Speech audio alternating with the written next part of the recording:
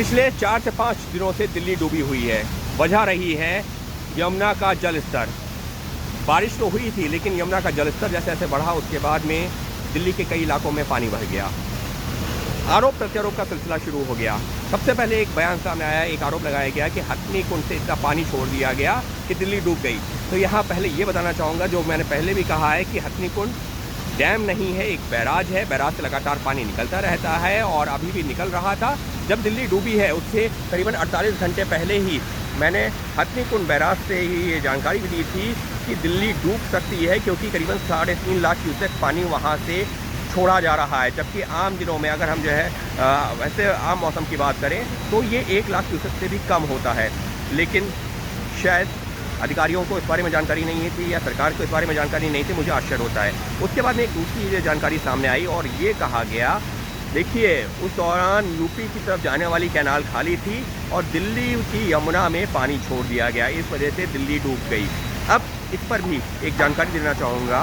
हथनी कुंड barrage में जब वहाँ पर मैं था तो मैंने वहाँ पर लोगों से बातचीत की, जो अधिकारी थे उनसे बातचीत की, तो उन्होंने मुझे जानकारी देते हुए बताया कि देखिए हमको ये समझना होगा, कैनाल और नदी में फ़र्क होता है, यानी कि नहर और नदी दोनों में फ़र्क होता है।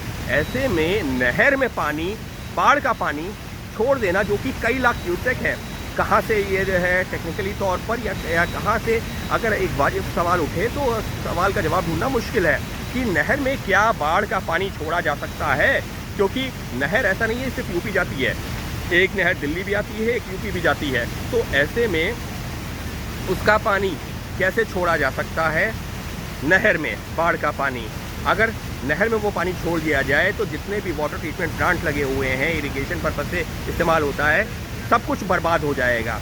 और नदी में पानी इस वजह से छोड़ा जाता है क्योंकि नदी का जो बैंक होता है, यानी कि नदी का जो किनारा और जो चारों तरफ की ज़मीन होती है, जिसको रिवर बेल्ट भी कहते हैं, वो काफ़ी चौड़ी होती है।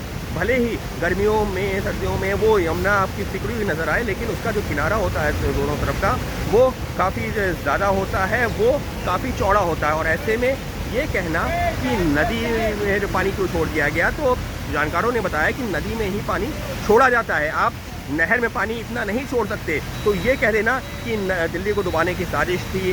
तो जब मैंने हथनी कुंड पर बात की है तो साफ तौर पर कहा कि यही रहा है। इससे पहले भी जब कोई और सरकारें थी तब भी वही था और अभी भी वही है कि जब भी बाढ़ की स्थिति बनती है और 1 लाख क्यूसेक से ज़्यादा पानी इकट्ठा होता है तो उसको नदी में ही छोड़ा जाता है।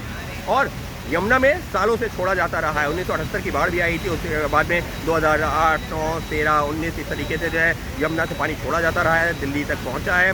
दिल्ली में भी कोई इलाके डूबे हैं। तो ये कह देना कि हथनी कुंड से पानी छोड़ दिया गया, यूपी में नहीं छोड़ा गया, दिल्ली में छोड़ दिया गया।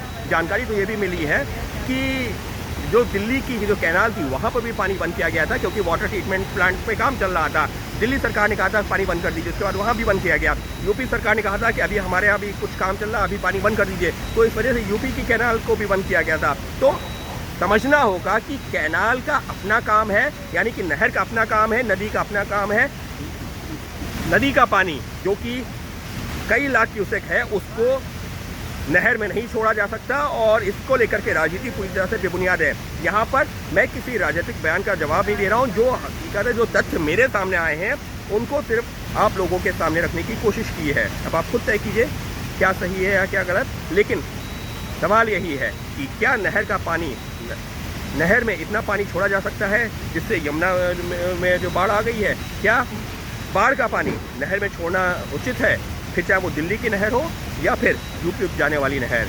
इस वजह से ये तथ्य हैं, तथ्य को आप खुद समझिए और देखिए क्या सही है क्या गलत है।